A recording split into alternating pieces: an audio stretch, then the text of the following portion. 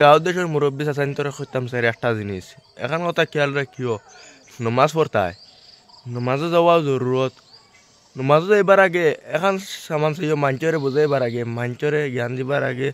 মানে বুঝাইতায় ইলা না যেন মাঞ্চরে মনত দরে কষ্ট দিয়া কথা কইতায় নমাজের বিষয় বেনমাজি কইতায় ইলা একবার কইবা দুইবার কইবা ইলা কইতায় না আর যেটাই বেশি বেনমাজি ছিলেন ইতা চাচাইন তোর বাড়িত গিয়া দেখিও বেটিন আউটা বাউটা সারিয়া তোয়া আর তোমার ইয়া জ্ঞান দিবা ইকার মোর চকুর সামনে দেখা এলাই কইছি হাসানি না মিশা কমেন্টে জানিয়া দিবাই গাইজ ইতা নমাজ পড়িয়া খামে দিত না চাচা বালাও নমাজ পড়ো বাড়ি সামালো তারপরে মাঞ্চরে সামালো আর সরুর মন কষ্ট ধরিয়া মাতিও না এখন হতা মনে কি মন কষ্ট দিলেইলে মোরা আগ পর্যন্ত গুরতাইন যে মাপসাও না এর আগ পর্যন্ত মানে কবুল হইতে না নামাজে